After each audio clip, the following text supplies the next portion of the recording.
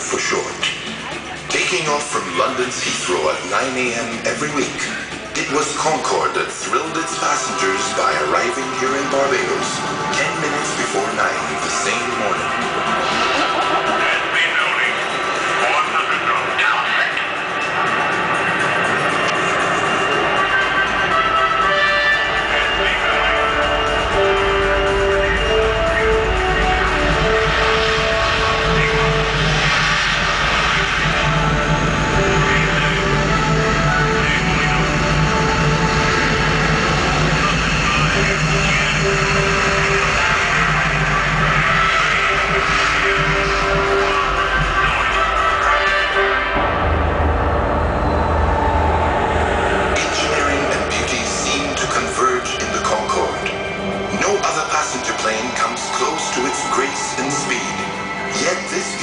Not the first goal of the Concorde, but rather the product of brilliant and far-sighted engineering aimed to move an aircraft at twice the speed of sound.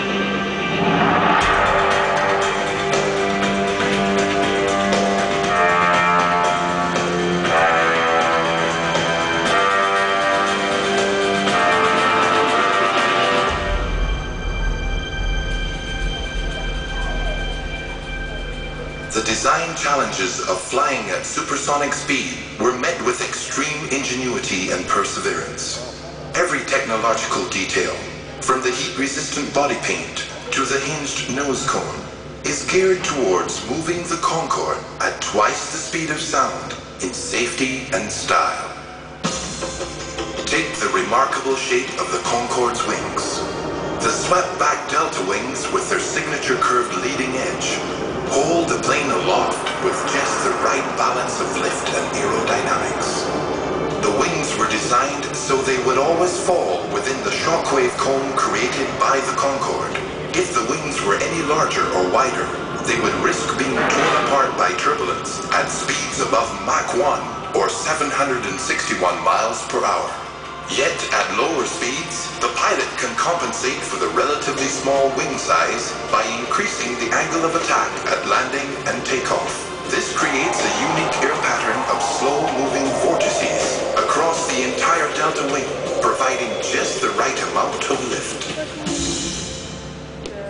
Without power, even the most perfectly formed wing would remain grounded. The Concorde's power to take flight comes from four specially modified Rolls-Royce Bristol Snecma turbojet engines. The engines were given a low profile to reduce their drag. While Snecma engines are some of the most powerful engines ever made, on the Concorde, the engines were fitted with something no other domestic plane has ever carried: afterburners. Also known as reheats, afterburners are a feature found on supersonic military jets. When activated, jet fuel is sprayed into the engine's exhaust gases and ignited to give the Concorde a burst of pure power when needed, such as takeoff and in the first stages of supersonic flight. Taking off at night, the Concorde's reheats would create spectacular red-blue plumes of fire. Yet, with all the power in the world, any jet engine would choke on its own speed if it receives air moving at supersonic speeds through its intake. This challenge was met with an elegant solution. Dubbed a variable geometry intake, computers control baffles in the air intake to slow down the incoming air from speeds up to Mach 2 to less than half the speed of sound within an 11-foot span. The solution, created over 40 years ago, remains a marvel in modern aerospace design. As the Concorde accelerates towards Mach 2, the air pressure changes over the surface of the plane, which results in the plane's center of lift moving away from its center of gravity. Unless there were some other way to realign these forces, the Concorde would experience 170 tons of downward pressure. Most planes overcome this imbalance by adjusting their ailerons. But for Concorde, the compromise to aerodynamics would be unacceptable.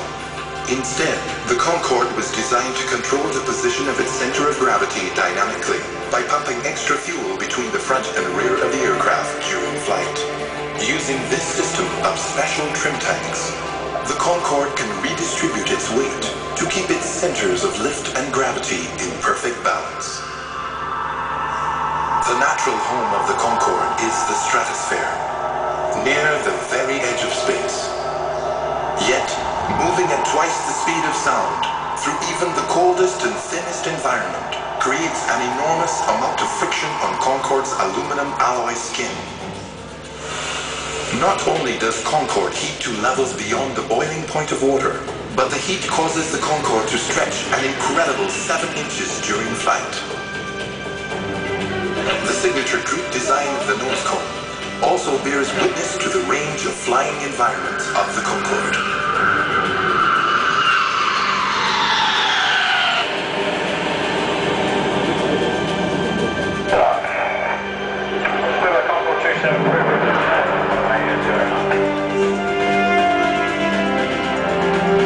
We are approaching the transonic boundary. This is the moment the Concorde was designed for.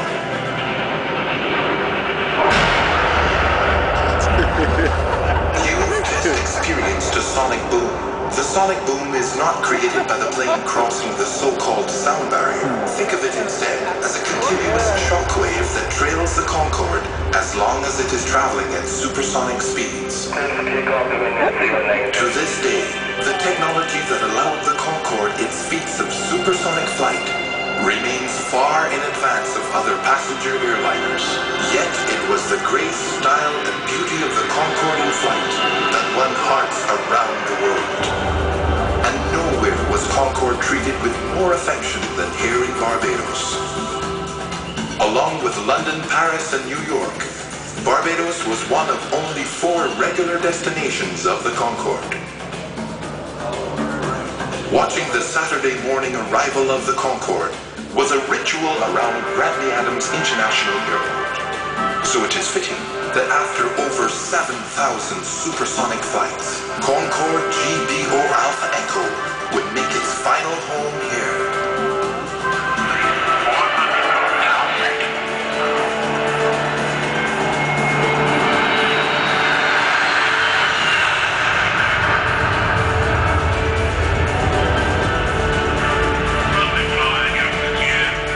On behalf of the people of Barbados, thank you, Concorde.